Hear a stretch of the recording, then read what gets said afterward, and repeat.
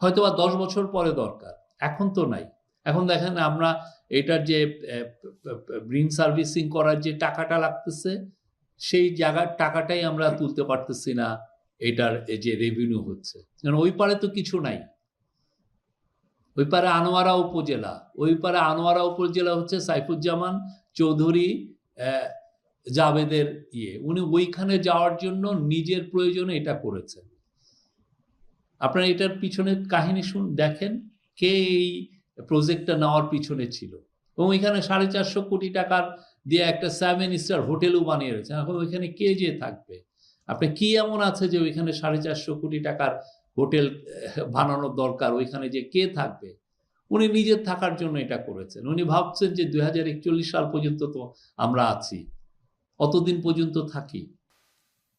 আমরা কেউ কি এই যে এখন এসে রিপোর্টগুলো হচ্ছে, তখন কি আমরা এই